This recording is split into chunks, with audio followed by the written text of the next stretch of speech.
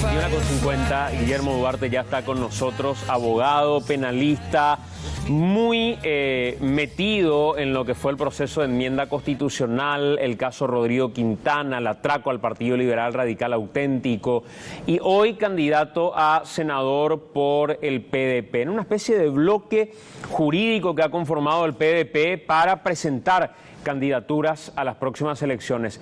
¿Qué tal, doctor? ¿Cómo te va? Buenas noches, Santiago. Un gusto, un saludo a vos y a la audiencia. ¿Por qué al Senado? ¿Cómo fue el proceso como para decir, voy a ser, te propusieron, vos buscabas, le comentaste a alguien, le tiraste un piropo, alguien tomó ese piropo, dijo Rafael, él es, dijo Desiree, él es? ¿Por qué al Senado? Bueno, al Senado en realidad es porque se dio la oportunidad en cuanto a la vacancia que el PDP buscaba cierto perfil y el contacto con todo esto surgió a raíz, todo esto comenzó en febrero de este año con la denuncia que le hace Canillas a la senadora Massi.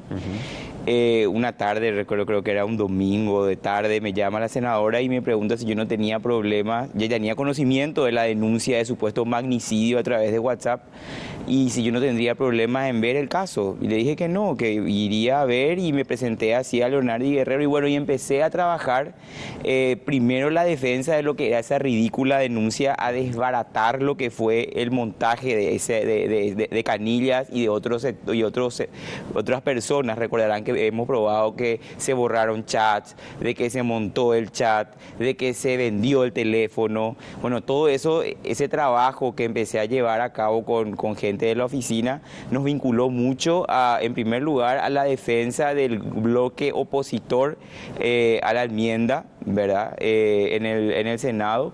Y ese vínculo, a su vez, me llevó a ser contratado por el PLRA luego de que hayan ocurrido los hechos del 31 de marzo y el 1 de abril para defender jurídicamente el caso, ¿verdad?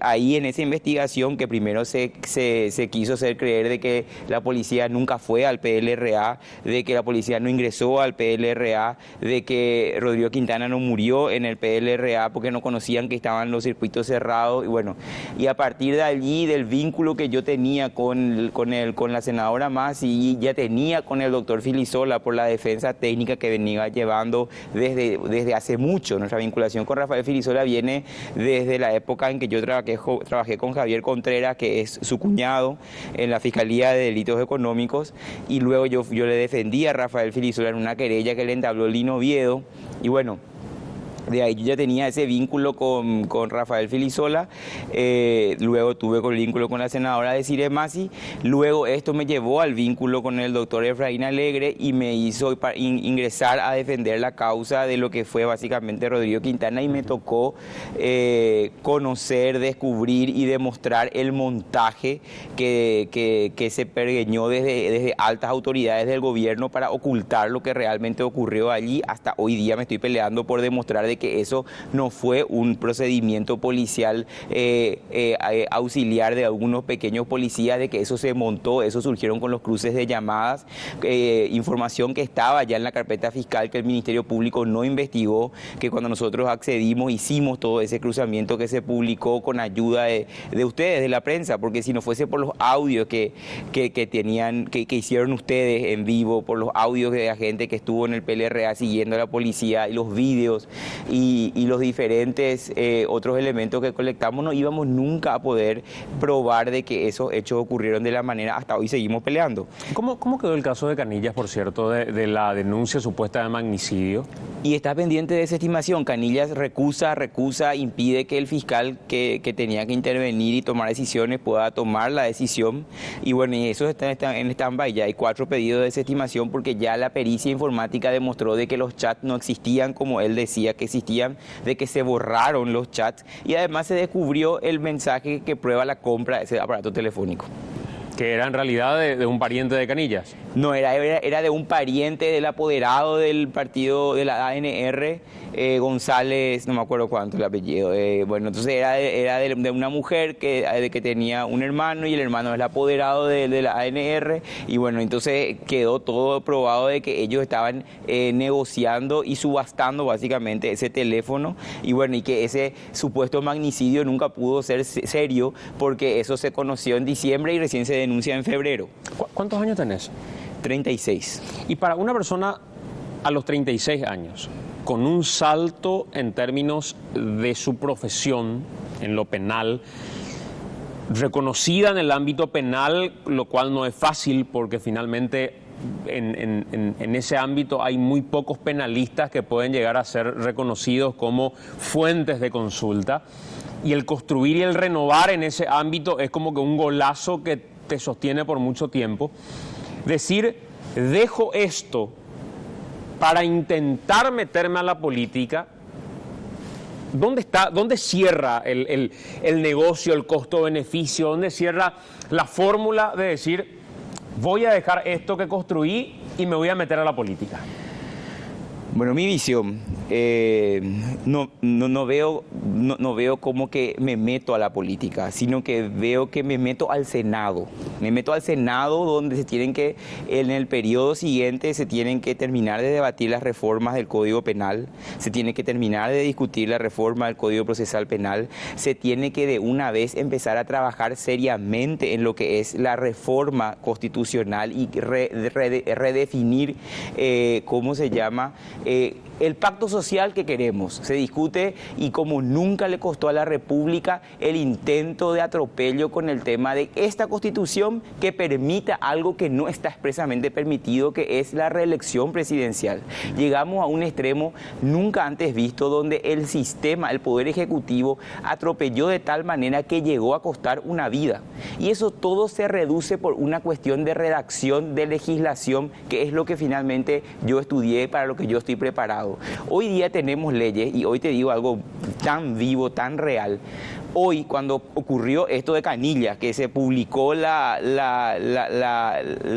conducta de esta persona en ese estado en el que se publicó respecto a la senadora Desirée Massi, por supuesto que recibimos la consulta de qué acciones legales se pueden tomar. Encontramos una ley que todavía no entró en vigencia, Santiago. 5.777. Todavía no entró en vigencia. Y uno empieza a analizar y tenemos descripciones de conductas que no tienen sanción penal. Es decir, construimos o legislamos de una manera que impide la aplicación de la ley. Esto es un ejemplo de cómo está necesitado el Parlamento de tener gente técnica, no asesores. Porque ¿qué ocurre? En el Parlamento los asesores pueden hacer un buen trabajo, pero los que votan según su criterio político. Y ese criterio, si no está unido de conocimiento jurídico, produce este tipo de buenas intenciones habrán tenido los legisladores al sacar esta ley. Pero es una ley inaplicable. Primero, lo que viola el principio del derecho penal, que no puede haber una pena sin una ley previa, estricta y escrita. Y esta ley prevé una conducta, pero sin sanción.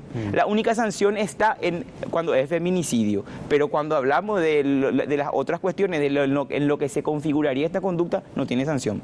O sea, está nombrado, está citado, pero no hay sanción. Claro.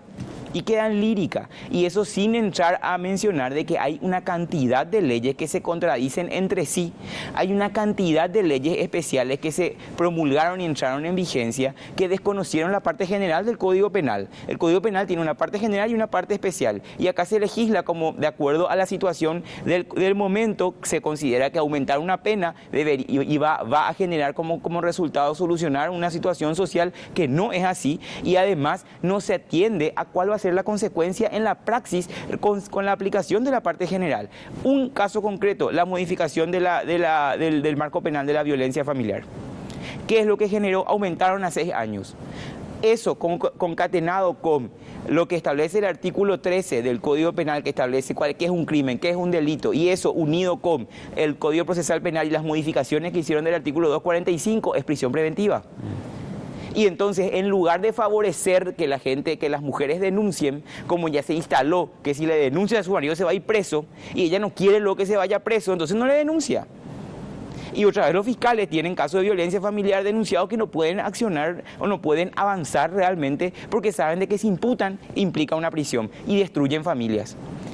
Es una, y por eso me voy respondiendo, ¿por qué al Senado? Porque en el Senado es donde tengo que poder influir de esta manera. Sí, es cierto, sacrifico mis ingresos, sacrifico mi trabajo, sacrifico lo que nos esforzamos para construir un estudio jurídico con otros seis colegas. Tenemos años trabajando juntos, tenemos una trayectoria formada, corta o larga, que nos va bien, pero es una oportunidad que se me presenta y luego no puedo decir yo quejarme de mi parlamento si yo tuve la oportunidad de participar. Que sacrifiques o no la cuestión económica va a depender directamente de tu integridad. Directamente de tu integridad. Porque la propia senadora Desirée Masi confesaba el otro día en una conferencia de prensa en la que te presentaban a vos y a otros legisladores que en el proceso de enmienda constitucional, desde el oficialismo se ha ofrecido $500.000 en algunos casos por votar a favor de la enmienda constitucional. Y ahí uno dice, una cosa es el cálculo en base al salario de un senador, otra cosa es el cálculo en base a alguien que no sea lo suficientemente íntegro y acepte finalmente la plata, ¿verdad? Entonces, ¿por qué hay que confiar en la integridad de Guillermo Duarte y que va a decir, yo hasta voy a perder plata? Mira, yo fui funcionario público, Santiago. Yo entré a la fiscalía con Rocío Vallejo. Ordenanza, porque había ingresado recién en la facultad, el único cargo en el que me podía nombrar Óscar Germán Latorre, entonces fiscal general, era el de ordenanza. Fui auxiliar, fui secretario, fui asistente, siempre en la unidad de delitos económicos. Estuve con todos los casos más complejos, con Javier Contreras, con Carlos Arrey, con Casañas. Yo, si es que fuese una persona que estaría dispuesta a transigir o a comerciar por lo que yo debo hacer, ya lo hubiese hecho. 1. 2. Trabajé, decidí salir afuera. Cuando quise tener más plata, cuando quise ganar mejor, cuando quise hacer lo que yo quería, salí afuera. Trabajé como abogado, me esforcé, llegué a donde llegué y ahora tomo la decisión, voy a hacer una pausa. Yo no voy a terminar mi vida profesional por 5 años en el Parlamento. No sé si es que ingreso, no sé qué pasará después. Pero yo no entro y además no pienso poner en... Tampoco gana tan poco un senador, nos amoldaremos. Le diré a Natalia que tiene que gastar menos en el súper, que tiene que hacer qué sé yo. Hacemos un esfuerzo como familia y avanzamos. Tengo ahorros, tengo patrimonio. No veo tampoco que 5 años me vaya a afectar negativamente en demasía eso versus la posibilidad de hacer algo. Porque la persona se puede realizar a lo mejor solamente por sus ingresos económicos, yo no. Yo creo que si es que hacemos, o sea, si bien se publicaron y tocaste el tema de las facturas y de todo lo que se publicó de lo que yo cobré por mi trabajo al PLRA, mi motivación no es el dinero. Yo te voy a decir una cosa. Cuando asumió Cartes y se le imputa a Rafael Filisola, nadie en el foro quería asumir la defensa de Rafael Filisola, porque estaba con toda su fuerza la persona que estaba detrás del caso. Si era por plata, yo no iba a tomar ese caso. Si era por una cuestión económica o además, ¿qué me puede reportar de beneficio defenderle a una persona que acaba de perder las elecciones, que está procesado, imputado y que va a tener todo en contra? Estoy en la misma situación, ahora que pienso, estoy en la misma situación. ¿Qué beneficio económico me podría haber traído eso? El tema de las facturas del Partido Liberal. Y el cuestionamiento creo que hace la gente es, Efraín utilizó la estructura del partido con parte de los fondos públicos que recibe el partido a partir del financiamiento que le da como subsidio el sistema electoral paraguayo, el Tribunal Superior de Justicia Electoral, y le paga a su abogado particular. ¿Esa es la lógica en la cual se circunscribe ese pago o en realidad hay alguna norma, algún apartado, alguna ley, algún artículo en el reglamento, en el estatuto o lo que fuera, que le permita a Efraín decir, de la plata que recibe el partido y no de mi bolsillo, yo le voy a pagar a Guillermo Duarte por estas causas?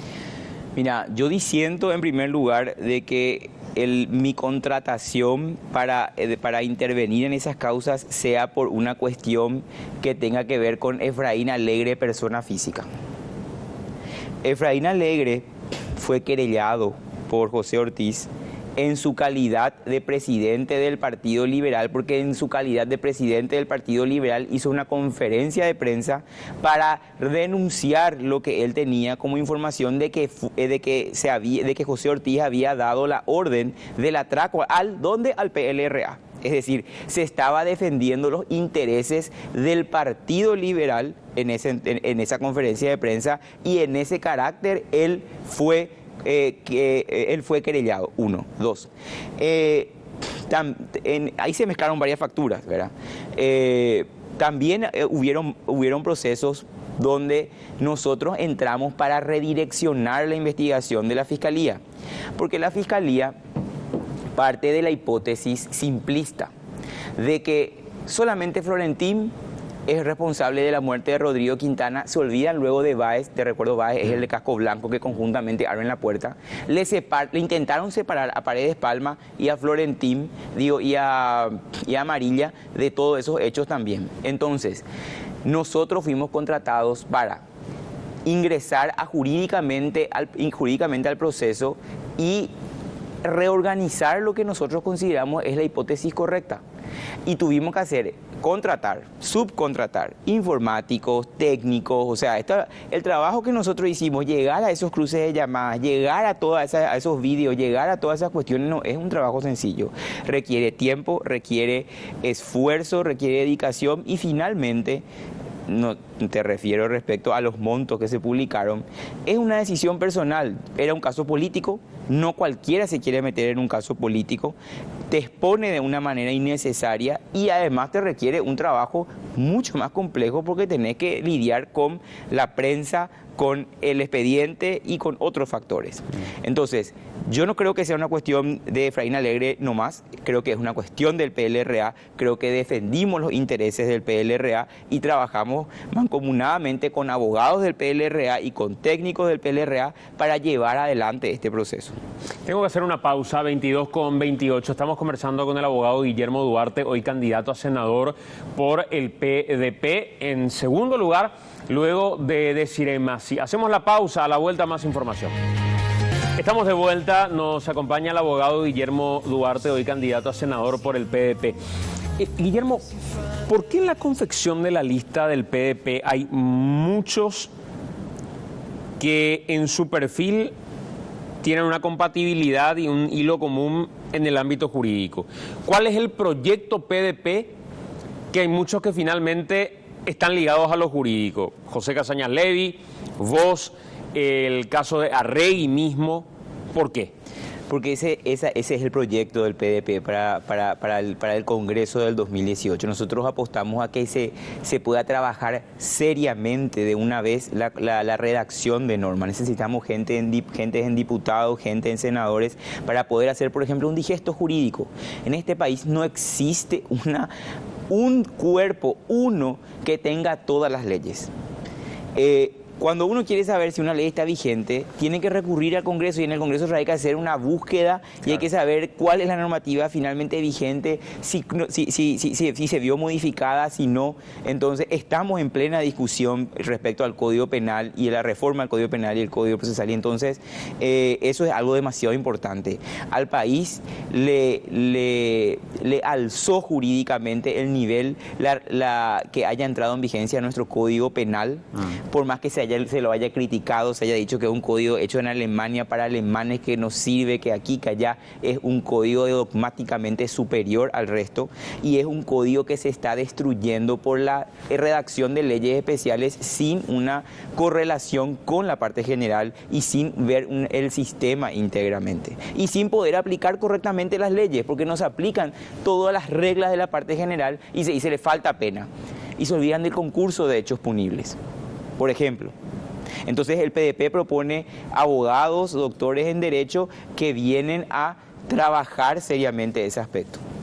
Y esa selección, digamos, ¿por qué deja fuera a Rafael Filisola?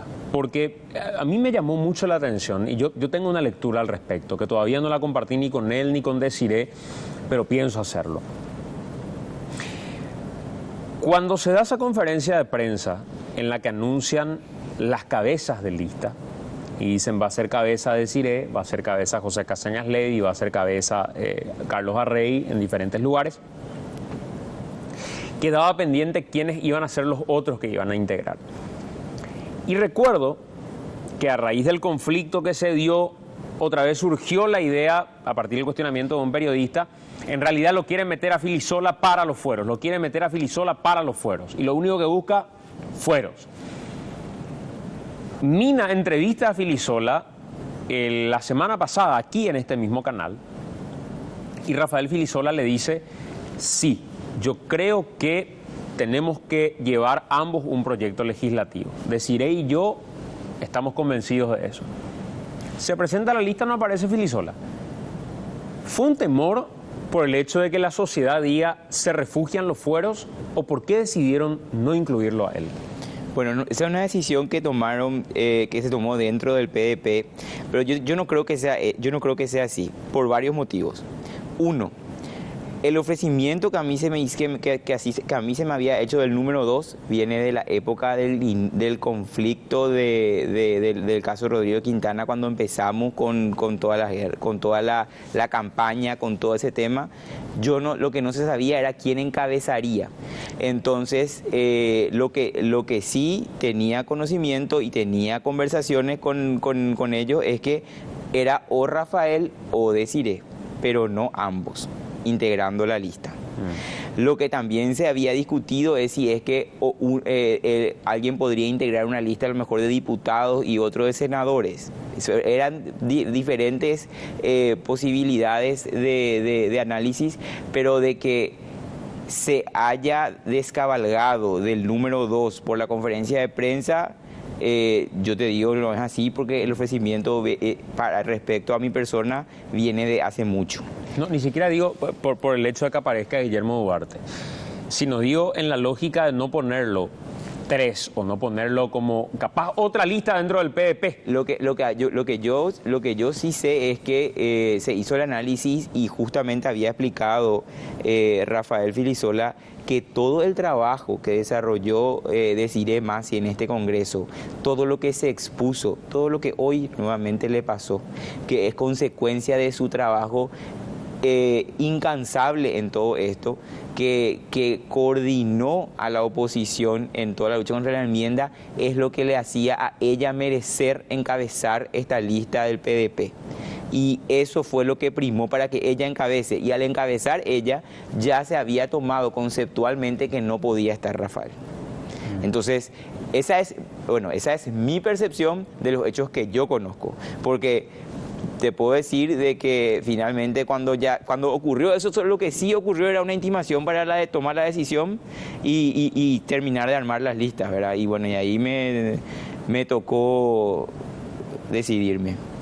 Si vos tuvieras que hoy elegir, el otro día le preguntaba lo mismo a José Casañas Levy, entre los candidatos colorados en pugna, en términos de institucionalidad, en términos de propuestas, si es que existieran, ¿a quién elegirías? ¿Cuál sería tu voto? Lo que yo, de candidatos del oficialismo colorado, o sea, del Partido Colorado. Si vos tuvieras que votar en las internas de la ANR. Yo votaría a NTT. ¿Por qué? Por la institucionalidad. Porque Podemos coincidir en mucho o en poco, pero lo que para mí es el bien supremo es la Constitución Nacional. Y desde el punto de vista del resquebrajamiento de la institución, del modo en que el proyecto de Honor Colorado expuso a la República en estos últimos meses, desde el año pasado y lo que ocurrió en marzo, para mí es un mal mucho mayor a cualquier otro. Y para mí, entonces, yo votaría, si yo tengo que votar en la interna, Añetete. Lo que confiesa Bacigalupo, lo que confiesa de alguna manera el propio presidente de SAP con ese audio donde habla de las gratificaciones y demás. Y termino, te quiero decir algo más, porque no creo que sea nada nuevo que hayan caras nuevas. O sea, yo no creo que Santiago Peña sea algo nuevo, porque como sostengo, no tiene entidad autonómica, él no tiene capacidad de decisión propia, desde mi punto de vista. Por eso es que creo que finalmente es más de lo mismo del proyecto atropellador de la Constitución Nacional. Por eso te citaba algunas cuestiones. Lo de Carla Bacigalupo, que confiesa y dice cómo se dio el caso del traslado de Pavón y compañía, cuando Cartes le llama y le dice: desacatá esa orden, no me interesa, yo te ordeno que lo traslades ahora. Y ella decía: yo tenía un juez que había firmado otra cosa. Cuando se da el caso de López Moreira con la Fuerza de Tarea Conjunta, cuando se da el cambio de reglamento en el Congreso de la Nación para finalmente atropellar con el tema de la enmienda, eso describe una conducta, y lo del titular de la SAP, eso describe una conducta, un patrón, una matriz de algún modo de este gobierno. ¿Cómo lo identificás vos, habiendo vivido desde dentro, en el ámbito judicial y político incluso, ese proceso particularmente? Como un proyecto que vende una cara supuestamente nueva, pero en el trasfondo es más de lo mismo pero peor. Más de lo mismo pero peor porque no se presenta en forma clara, viene con estrategias ocultas y utiliza todas las herramientas a su alcance, así cueste la institucionalidad, para llegar a su resultado. Y entonces, para mí es peligroso. Para mí, lo de Carla Bacigalupo hubiese sido... hubiese esperado de Carla que en el momento en que ocurrió haya contado esto. Hoy está contando en el medio de una campaña electoral y pierde la relevancia y le quita entidad al correlato fáctico. Yo me hubiese parado y le hubiese aplaudido a ella si en el momento hubiese contado eso. Porque lo que nos está contando es lo que ella accedió a convivir. Y con esa misma lógica han de haber varias personas que están en lo mismo. Están accediendo a mantenerse en el cargo teniendo que obedecer. Y eso es lo que está mal. ¿Cuál podría ser el electorado de PDP? Yo creo que la gente que quiere realmente algo nuevo, que quiere probar algo nuevo, algo distinto, por un lado, la gente que ve que se hizo un trabajo encomiable por detener el atropello de la Constitución Nacional, la gente que puede coincidir o no con el criterio, pero sabe de que es un criterio y sabe de que es una posición que es previsible y que uno ya puede saber, esta persona actúa así y va a pasar lo mismo si se vuelve a presentar la situación fáctica que le motive a eso. O sea, la previsibilidad de la bancada del PDP es una bancada que sienta una postura y no la cambia por intereses económicos, por intereses políticos, por intereses coyunturales. Y eso es algo que se necesita conocer cómo un grupo político actúa para poder construir de alguna manera ciertos proyectos. Se hacen alianzas porque se saben, este grupo piensa esto sobre tal punto y actúa de tal manera. Vos hoy día en nuestro Parlamento no podés construir porque ese mismo grupo que ayer te votó A, hoy te vota B. ¿Qué pensás de los fueros? ¿En qué sentido? Que los fueros parlamentarios, como hoy, son utilizados una especie de mecanismo de protección para aquellos que son salpicados por hechos de corrupción. Yo ahí te digo sinceramente que prefiero, porque la institución de los fueros está hecha para proteger al parlamentario para que pueda operar en libertad.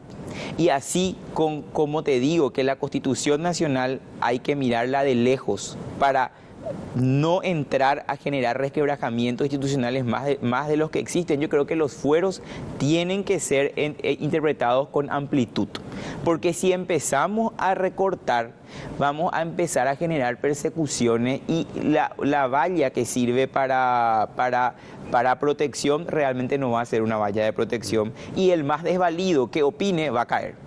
Y el más fuerte siempre se va a mantener. Entonces, respecto a los fueros, yo creo que es una cuestión que hay que analizarla. Lo que sí deberíamos analizar es qué pasa con los plazos de prescripción frente a los fueros, por ejemplo. Los fueros deberían ser eventualmente una causal o un obstáculo insuperable para la persecución penal contra toda duda, por más que así yo considero que es conforme al 103 del Código Penal, pero no se interpreta así. O sea, los fueros te sirven interim, vos sos legislador, pero después terminás y tenés que ser juzgado. ¿Qué pasa, con un Víctor Bogado? ¿Qué pasa con un Óscar González Daer? Gente que hoy existe sospechas suficientes como para poder someterlos a la justicia, no tiene nada que ver con su rol legislativo, lo que finalmente se les acusa, y sin embargo los fueros los sostienen ahí prácticamente intocables. Los fueros son casos diferentes. Víctor Bogado no le sostiene el fuero. Son otras cuestiones lo que están impidiendo que su proceso penal avance al siguiente estadio procesal, no los fueros. Y Óscar González Daer no tiene una acusación formal seria para que se trate su desafuero, ¿verdad? O sea, yo creo que empezar a globalizar para satanizar una institución como los fueros no me parece que sea correcto. En el caso de, te digo, Víctor Bogado no son los fueros y Óscar González Daer no tiene una acusación formal respecto a la cual, no digo que no tenga que existir una acusación formal, pero una vez que exista hay que tratar, y si de ahí otra vez no ocurre el desafuero, y también es la propia Cámara de Senadores tienen que tomar cartas en el asunto. O sea, Nicanor el otro día hacía un video y decía, todos los que son de mi movimiento, si tuvieran una causa en particular, inmediatamente quedan desaforados. Si no son desaforados, son expulsados del movimiento. ¿No estás de acuerdo con eso? Es que no está bien. Eso es populista. Acá hay que ser institucionalista. Si tiene una causa penal y tiene una motivación, se tiene que tratar su desafuero. Y si es que es sólido el caso, va a correr. El problema que se tiene es que se quiere generalizar, y es cierto, cuando el caso es complejo, se mezclan los fueros con la dilación del proceso. Pero hay que saber cuál es el problema, si son los fueros o si es la dilación del proceso. ¿Ustedes van a trabajar por no dejarle jurar a Cartes? Esa es una postura que ya tomó el PDP con anterioridad a mi intervención, a que yo haya aceptado lanzarme como senador, y se funda en lo siguiente. La Constitución Nacional para el PDP tiene que ser interpretada literalmente. Literalmente, ¿por qué? Porque si se utilizan, vos como abogado sabés de que hay varias técnicas de interpretación para llegar a saber cuál es el verdadero sentido y alcance de una norma. Con esa excusa, a la Constitución Nacional ya se la desdibujó demasiado en todo este periodo. Entonces la postura del PDP es que hasta tanto no se haga una reforma, la interpretación tiene que ser la gramatical. Y en ese sentido, la Constitución Nacional dice que los expresidentes serán senadores vitalicios. Serán es una obligatoriedad e impide otra alternativa, otro cargo. Con ese argumento es que el PDP va a sostener de que estas personas no pueden jurar hasta tanto se revea el pacto social. De que en puridad a lo mejor debería haber reelección, o debería a lo mejor haber reelección, pero con esta Constitución no se puede. Entonces vos, si tuvieras que estar en ese momento en el que se decida si lo dejan jurar o no, ¿seguirías esa línea de no dejarlo jurar? Es diferente dejarle jurar o impugnar. Yo considero que hay que impugnar por el texto constitucional. Vamos a suponer que impugnan. Sí. Y pasa lo de Nicanor. Igual corre su candidatura. Llega el momento en el que hay que decidir, ¿le dejamos jurar o no le dejamos jurar? Hay una cuestión que hay que analizar. Yo todavía esta discusión, que estoy teniendo contigo, no la tuve con Desiree Masi y con el resto. Mi postura personal, que no sé si va a ser la que va a primar, es que nosotros deberíamos impugnar. Si esa impugnación es rechazada, tenemos que en democracia acatar lo que nos dicen y no podemos no dejarle jurar. Porque con ese mismo criterio, cuando nuestro criterio gane, las otras personas que no están de acuerdo no van a permitir que se materialice nuestro criterio. Entonces, una cosa es decidir impugnar y otra cosa es acatar el resultado de esa impugnación. Con esa teoría, entonces, ¿Nicanor tiene o no un impedimento para ser candidato a senador? Lo que pasa es que nosotros sostenemos que sí. Pero acuérdate que él tiene una inconstitucionalidad. Bueno, y ahí es a donde quiero llegar es a lo siguiente: hay que analizar cada caso por caso y hay que ver si es que se puede impugnar la inconstitucionalidad. Hay que analizar cómo se planteó y qué se resolvió. Porque la Corte Suprema de Justicia resuelve muchas cosas que se interpretan con un sentido mucho más amplio del que realmente se resolvió. Y ahí le doy la derecha muchas veces a los ministros de la Corte que dicen: nosotros no decidimos eso. Se utiliza nomás la decisión con un criterio y influye. Hay que ver, yo voy a acceder a esa resolución y vamos a ver cuál es el sentido y el alcance. Y en base a eso, veremos. Pero te digo, una cosa es decidir impugnar y otra cosa es acatar el resultado. Por último, para cerrar, el camino de Cartes. Vos decís, hay que impugnar su candidatura. Sí. Si no corre la impugnación, hay que dejarlo jurar. Eso es lo que vamos a debatir internamente, yo creo. Lo que vos crees es que hay que dejarlo jurar. Si no corre la impugnación. Si no corre la impugnación. Sí. El caso Nicanor ya tiene una inconstitucionalidad que se supone le permitió pasar hasta el proceso de elección. Hoy discutirla ya es... Quiero ver esa inconstitucionalidad. No conozco, te cuento, no conozco, pero por lo que conozco de las cuestiones judiciales, quiero leer. Y quiero ver si es lo que se presenta. Y de acuerdo a eso te voy a poder responder. Y si no, vas a discutir la inconstitucionalidad. Claro. Gracias por acompañarnos, Guillermo. A las órdenes, cuando gustes. Muy amable.